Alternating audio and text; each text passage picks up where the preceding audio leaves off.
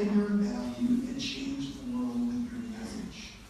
And Julia, I'm going to ask you to come on here, up here, and welcome her to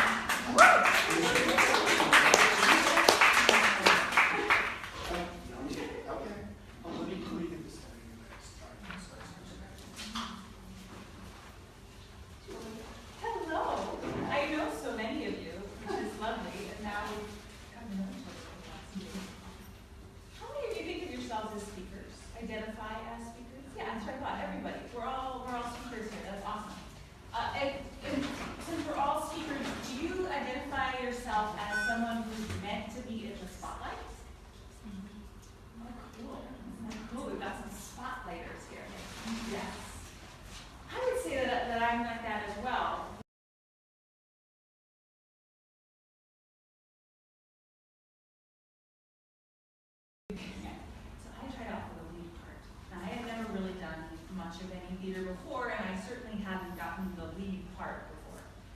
I tried out the lead part. I took this lead.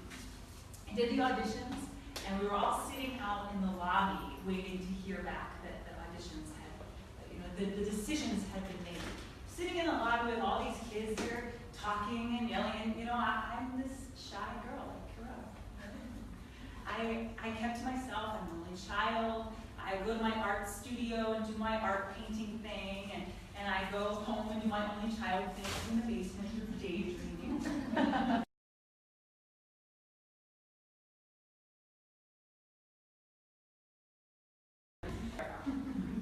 We've all had those moments, right, where we get a big speaking gig and then, holy shit, what am I gonna do? Yeah, I get the script and we start rehearsals and oh my gosh, there's so many lines and the blocking and what do I know about being a 35-year-old woman with 2 kids and her husband's cheating on her and like there was murder in this play? I mean, it was, what do I know about embodying this person?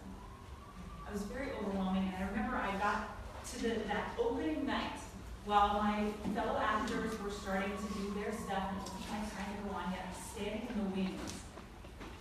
I was paralyzed. What am I doing? There's no way I'm going on. What was I thinking? Well, of course I went on, right? You somehow find the energy to get on. And what I experienced that first night and the nights to come with that play really was the spark of the work that I do now.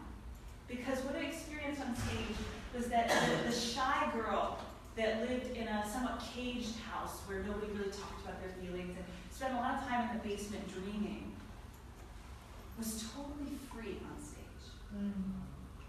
Then I got to be big, I got to be emotional, I got to lead with my bigness. And so that led me on this whole journey, which has taken me, here I work with speakers, mostly entrepreneurs that are building their business through speaking, and there's a lot at stake in this, right? Usually it's our whole career is at stake when we speak. I mean, when I said career, I meant our whole income. Like, your income for the month is at stake when you speak. And it really matters if you do well. But what I often hear is, and this you might relate to this, that there's a lot of self-consciousness that comes up, like you standing in those wings, like, no way. and there's a lot of desire to step into a role of being a messenger, that you have a big message, that you have a big vision of changing the world in whatever way it is for you. So what I'm here to talk to you about today is the things that I've found make the biggest difference. And what I often see in entrepreneurs that I work with, that are building a business, or I go into corporate companies like Pixar and Fairtrade USA and Samsung, and kind of big companies as well, to help them with their presentation skills, is that there's something that changes when they get up on stage. Have you seen that in speakers? Like, you talked to them a moment ago and they were someone, and now they get up on stage and there's somebody else. Maybe some of you know me pretty well. You probably have seen me do Facebook Live videos, which actually we're on Facebook Live right now. Hello. So when I started doing Facebook Live videos, my best friend called me up. She lives on the East Coast. We don't see each other very often. We just talk on the phone. And she said, Julia, I want to give you some feedback about your videos. And she said, it might sound a little strange. All right, I'm open to it. I thought she was going to give me criticism. But she said, authenticity is being present with whatever presents itself. If we define authenticity as being myself, me being myself, that's a little bit rigid. That means you always have to be something, one thing. You have an identity of something. But if you allow authenticity to be about being present and being in response, then you're always, always authentic. Even if you're on camera, right, and nobody else is there, you're always authentic. So let's define authenticity as that for today. And we already talked about, why it's so important to access this authenticity in yourself. So today we're going to learn about the 3 steps, I would say the 3 critical steps to being able to speak to inspire. If you want to be a speaker, or we all are speakers, if you're a speaker, you can sort of get by with your speaking. I see a lot of speakers that get by, that are good. Like I went to TEDx San Francisco, and it was a bunch of techie guys that were good. Like they delivered information.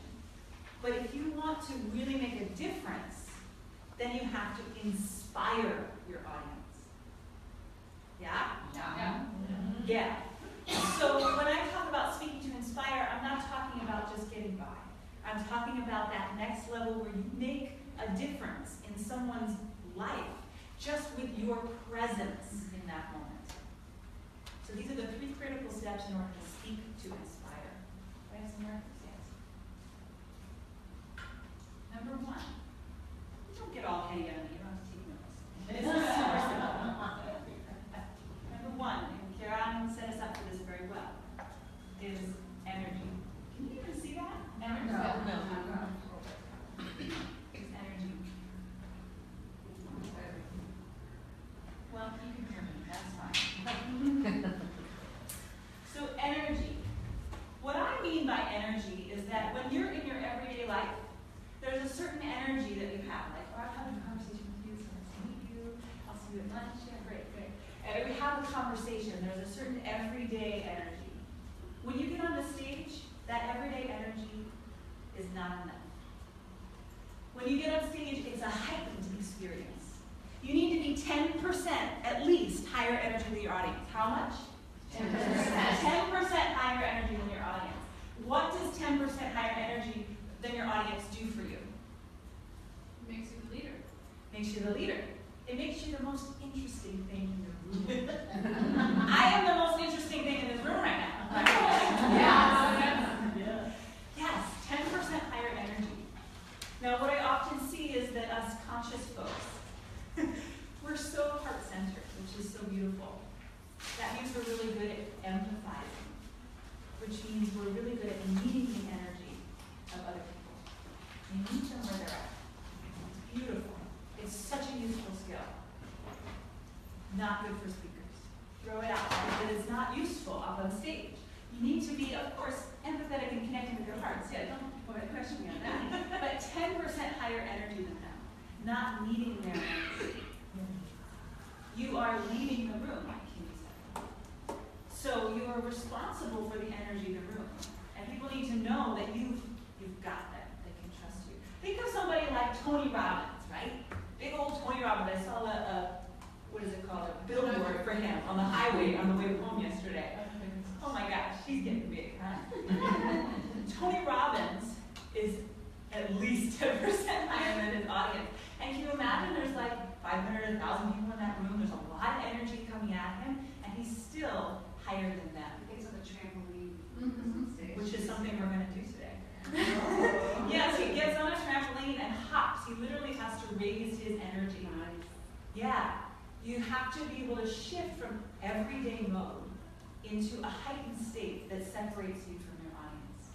So that's what I mean by energy.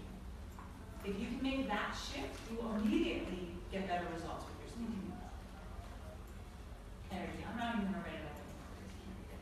So energy, now it's weird. I'll write it up for the next one. So number 2 is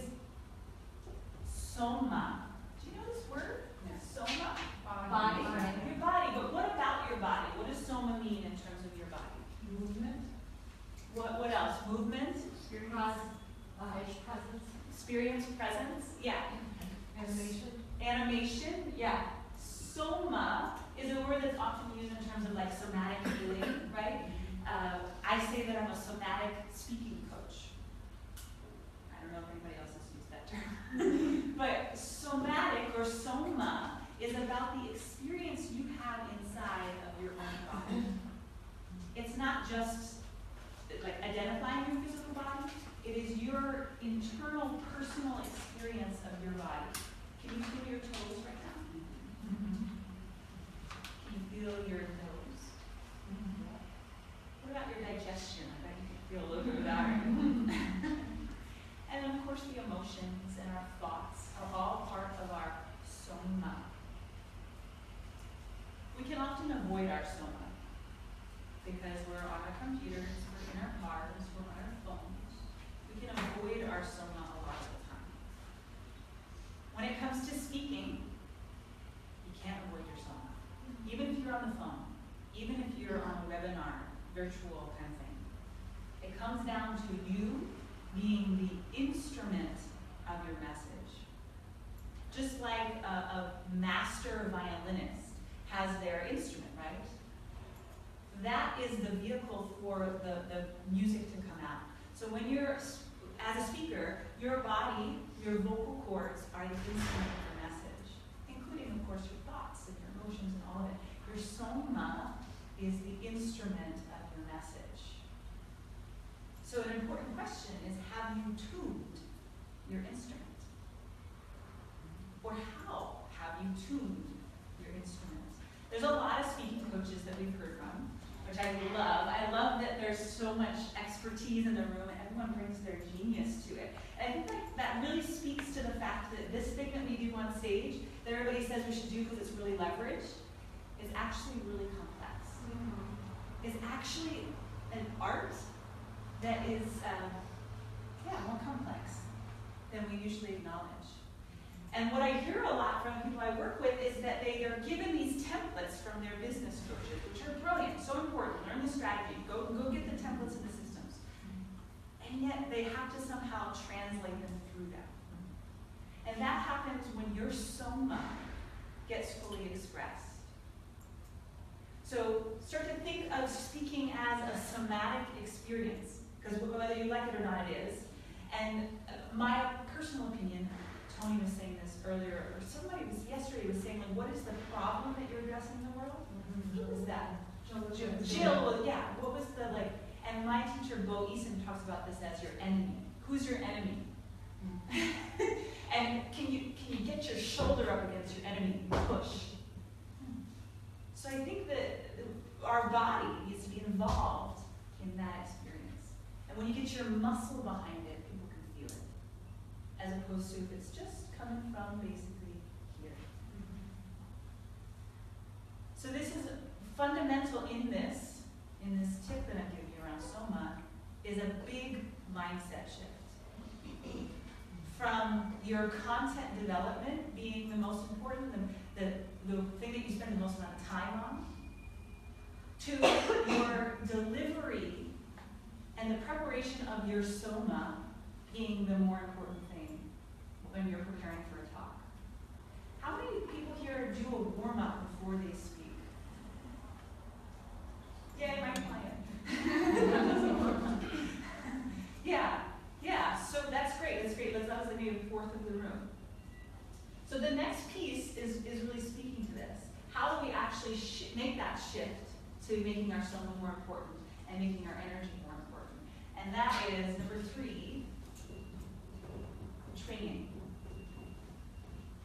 When I was 20 years old, I got on a plane to Poland.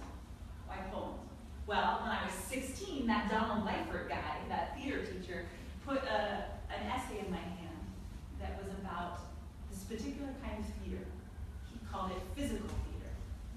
And the writer of this was a guy named Jerzy Grotowski, who talked about theater as the sacred theater.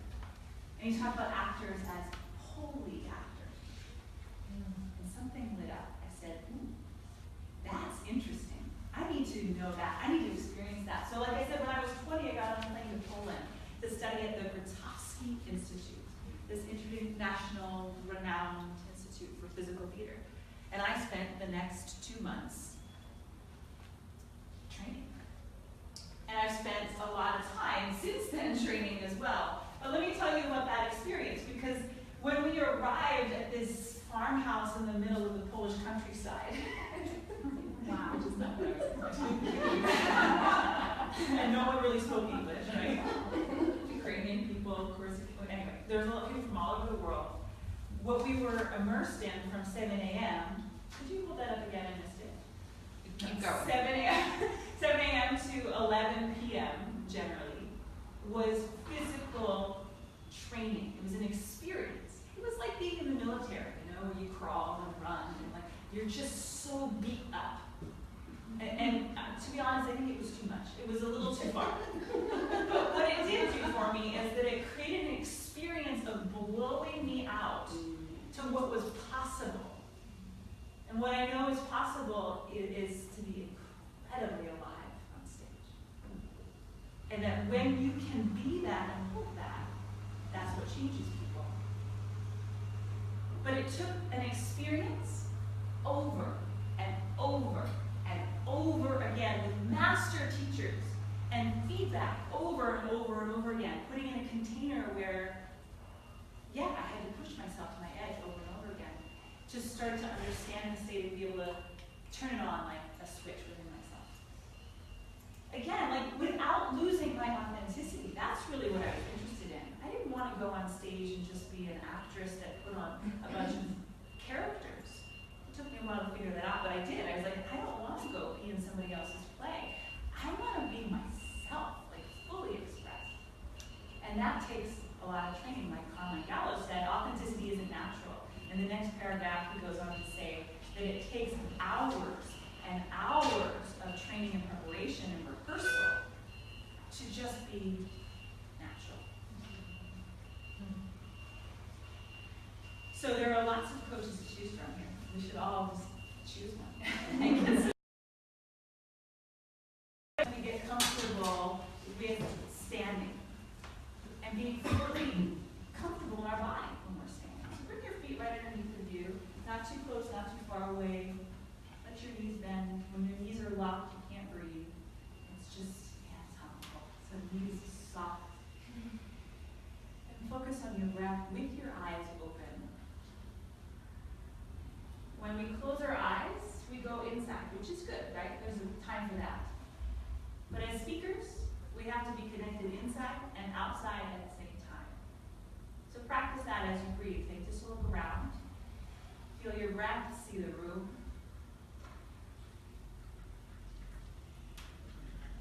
Are you breathing deep?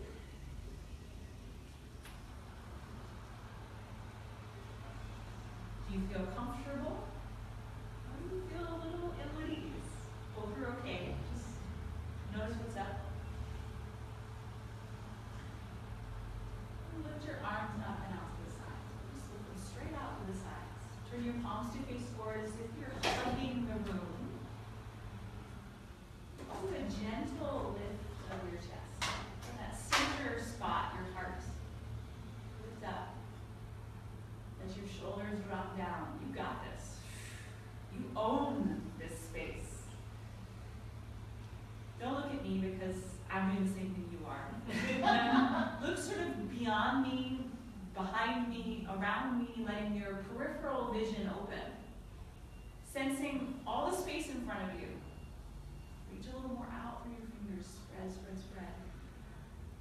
Sense the space above you. Yeah, get taller through that space. Sense the space behind you. Even let yourself lean back into that space. You've got this. And feel the space below you.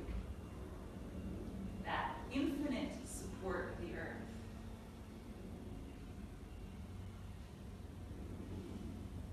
This is the way we start to grow as speakers, to be bigger. Literally. Our message is big. Our reach is big. Our hearts are big. Go ahead and let your arms drop down. sensations all across your chest. Like I was saying with your energy, we need to be able to raise our energy up. And as you said, Tony Robbins hops on a trampoline. We don't have any trampolines here, but we can start to create them just like Kimmy is. So find those bouncy soft knees and let yourself bounce. You're going to feel your legs work. Think of that bobblehead doll in a car. You know, going down a bouncy road where you go, the head gets all bobbly, yeah. Make sure not to hold your breath. Go faster.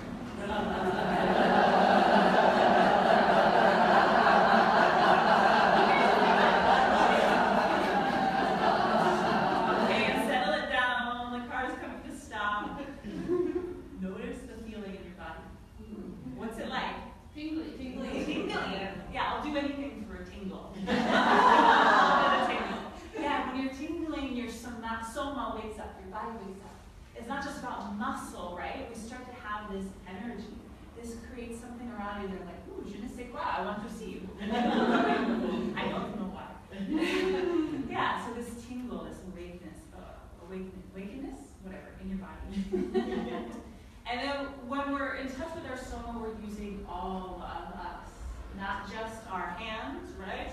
Not just our heads, all of us. So go ahead, from your head to your toes, all of you.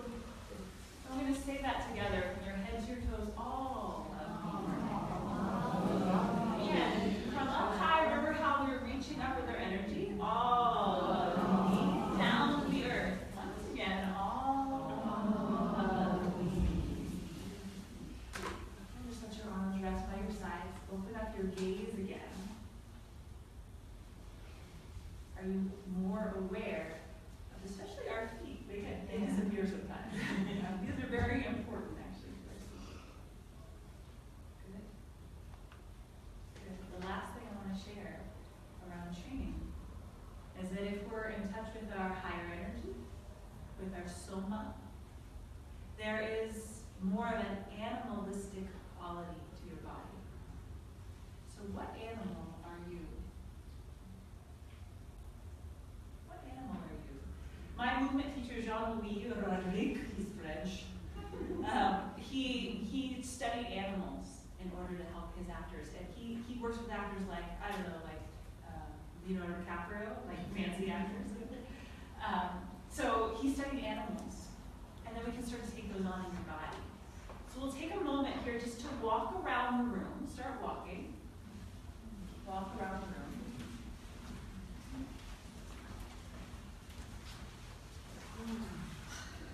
Choose your animal that you want to embody. Find the energy of. Whoop! Whoop! Whoop! Whoop! But not with your voice. Kieran got a little excited there. Some magic went on. I love it.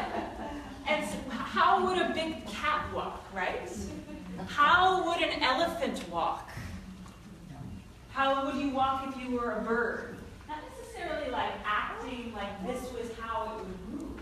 Take on the quality, like a big cat has that gracefulness and allure. The elephant is sturdy and heavy. So take on an animal. You guys are so playful, I love it. Okay, good.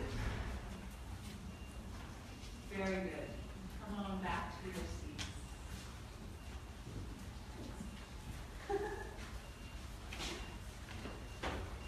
Thank you.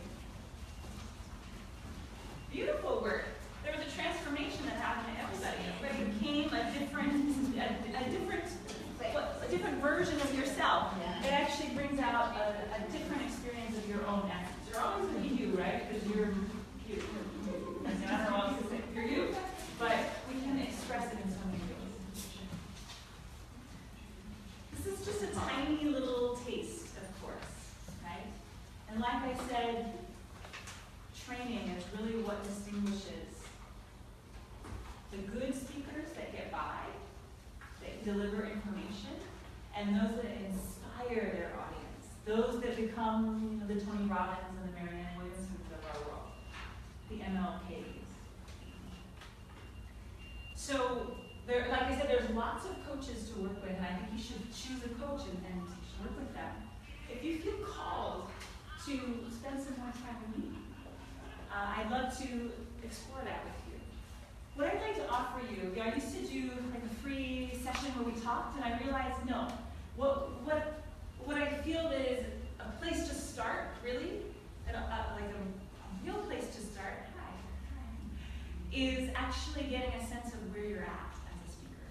Because when we go to speak, we might get some feedback, often from our friends, people that like us. We're like, that was so good. Yeah, that was so good.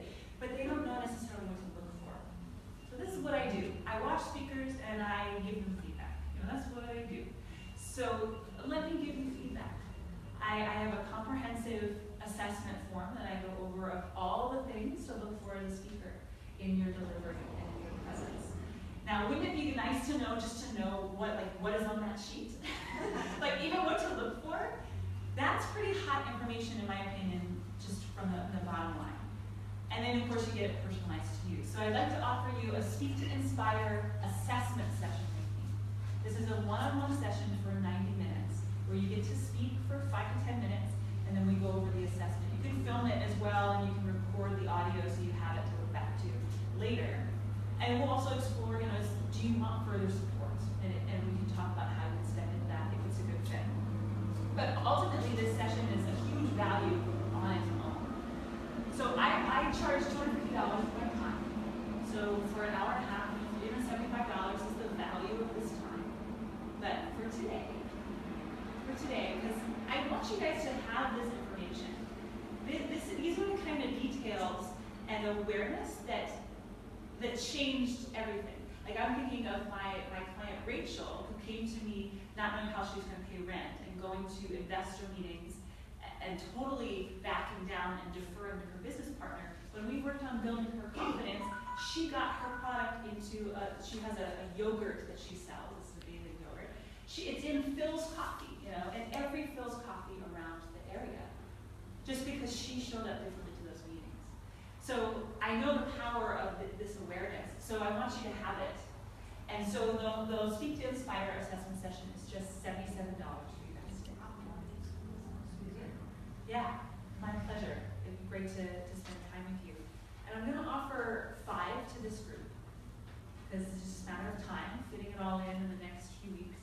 So if you know that's for you, if you feel called to it, or it really resonates with you, and you're hungry for support around this, go ahead and sign up. We're going to hand out the forms now. And I'm open for questions. Go ahead. I have a question. I want one. You want one right there? I want one. Yeah, great. So Siri's going to hand out the forms. And the last thing I want to say, and then I'm going to ask Kitty to speak in a moment, is the world needs your voice. That's what I always say. The world needs your voice. And unless you step into being that leader, that bigger version of a speaker, the world doesn't ultimately get it. So the world needs your voice. It'll be a pleasure to get to know you in this session. Thank you.